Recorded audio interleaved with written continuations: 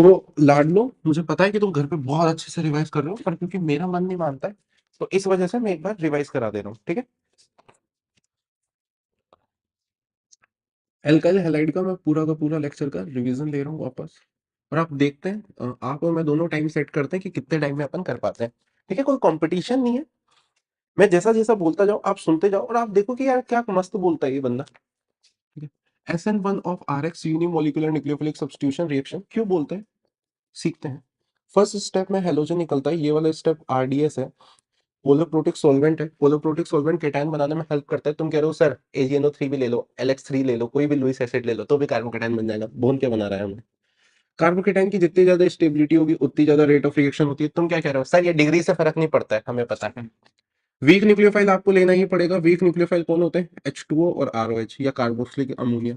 तुम कहोगे सर यही तो पोलोप्रोटिक सॉल्वेंट होते थे, इसी वजह से रिएक्शन को क्या बोल देंगे, सोलोसिस। और यहाँ पे RNU, अगर ये कायरल हुआ तो रेस में मिक्सचर मिल जाएगा। क्या बात क्लियर है। अगर मैं रेट ऐसे रेट लो एक्सप्रेशन लिखूंगा तो RX आएगा, RX की पावर 1 है तो ऑर्डर 1 मॉलिक्यूलरिटी 1। समझ में आ गया। Unimolecular nucleophilic substitution reaction of a first order क्यों बोलते हैं, मॉलिक्यूलरिटी 1। और न्यूक्लियोफाइल ने सब्स्टिट्यूट किया है। क्या बात समझ आ रही है क्या। SN1 of alcohol. तुम कह रहे हो सर आपकी तरफ बॉन्ड नहीं है हम लोग। पहले H+ लिया, एसिड बेस रिएक्शन हो गई एक तरीके से, हाँ या ना। तो यहाँ पे RH2O positive. Second step RDS, of course H2O molecule का निकलना। यहाँ पे कार्बोकेटायन जितना ज्यादा स्टेबल बनेगा, रेट ऑफ रिएक्शन उतनी ज्यादा। 3 डिग्री 2 डिग्री 1 डिग्री सिर्फ लिखने के लिए लिखता हूँ, मतलब स्टेबिलिटी से होता है। और एरोमेटिसिटी रेजोनेंस की स्टेबिलिटी, इक्विवेलेंट रेजोनेंस की stability of course hyper conjugation की स्टेबिलिटी से ज्यादा होती है, क्योंकि आपको ऑर्डर पता है, aromaticity, equivalent resonance, resonance, hyper conjugation, inductive. फिर यहाँ पे आपका न्यूक्लियोफाइल आके अटैक कर देगा RNU। इसके बाद तुम कह रहे हो सर, मैंने क्या, इससे आप भूल गए क्या, वो लुकास भाई ने एक रिएजेंट दिया था ना, लुकास भाई ने। मैंने कहा हाँ हाँ पता है मेरे को, anhydrous zinc chloride concentrated HCl। तुम क्या कह रहे हो सर, कोई भी लुईस एसिड ले लो, उससे क्या मतलब आता है एनहाइड्रस से, वो तो बात तो सेम ही होती है। लेकिन यहाँ पे भी कार्बोकेटाइन बनाएगा। और की सर उसने बोला था कि 3 डिग्री वाला फटाफट दे देगा, 2 डिग्री वाला 5 से 10 मिनट पे, 1 डिग्री वाला आधे घंटे बाद, या देता ही नहीं है। दोनों चीजें लिखी हुई हो सकती है।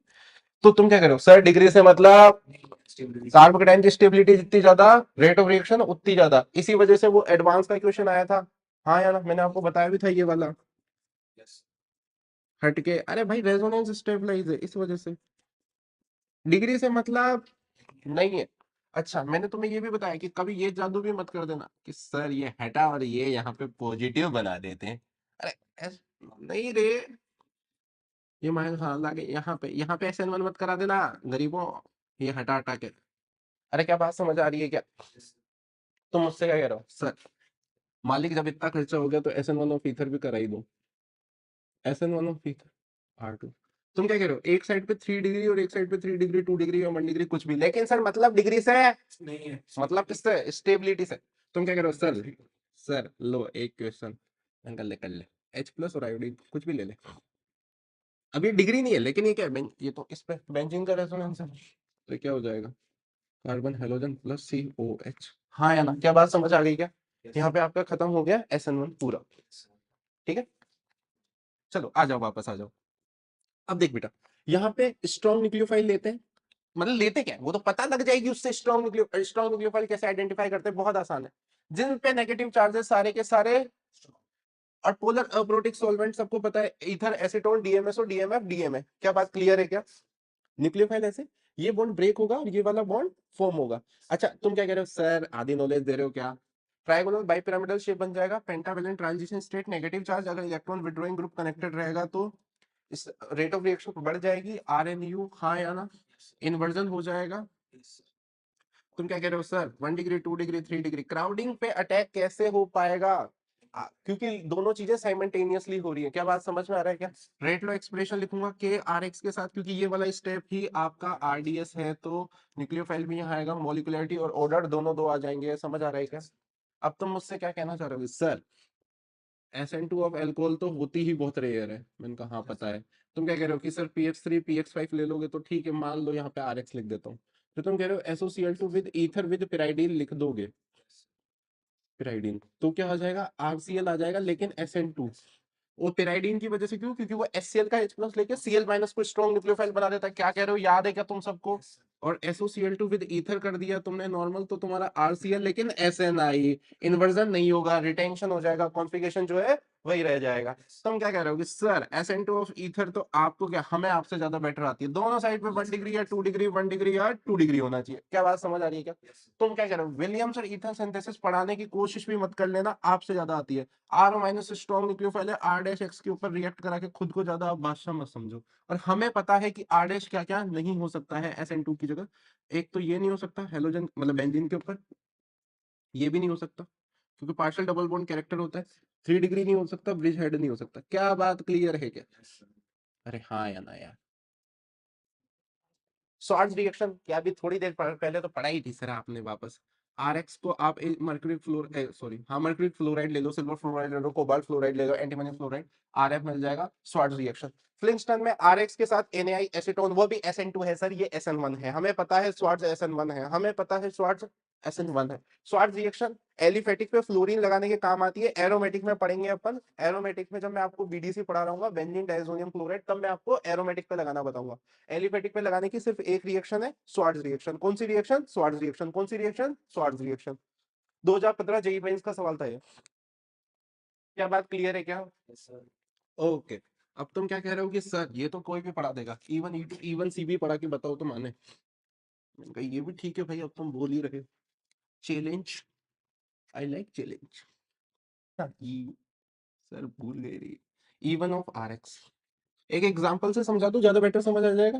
पहले स्टेप में हेलोजन माइनस निकल रहा है, जो स्टेप आपका RDS है तो कार्बोकेटाइन मिला। कार्बोकेटाइन की रेट ऑफ रिएक्शन मतलब स्टेबिलिटी जितना ज्यादा उतनी ज्यादा rate of reaction, 3 degree, 2 degree, 1 degree.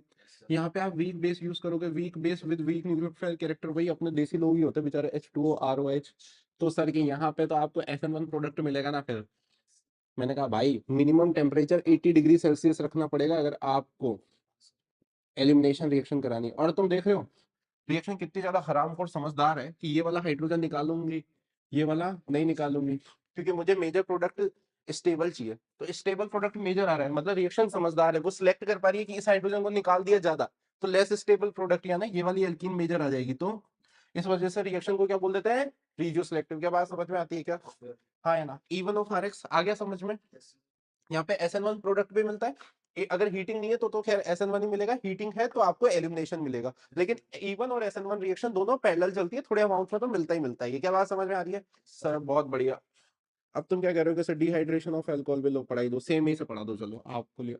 तुम क्या कह रहे हो सर डिहाइड्रेटिंग एजेंट आपसे ज्यादा पता है, कॉन्सेंट्रेटेड H2SO4 H3PO4, ठीक है, P2O5 भी लेके हीटिंग करा के ले लेते हैं, वैसे भी क्वेश्चन मैंने करा। हाँ H प्लस, पानी बना, पानी बना के निकाल दिया, पानी बना के जैसे ही निकाला कार्बोकेटाइन। तुम क्या कह रहे हो sir HSO4 minus better base होता है देन अ न्यूक्लियोफाइल, तो ये क्या करेगा सिर्फ हाइड्रोजन निकालने में। और कोई भी बंदा यार इतना तो समझदार है इसे कि ज्यादा स्टेबिलिटी वाली एल्कीन को मेजर लाना चाहेगा, क्योंकि इसके पास 6 अल्फा H है।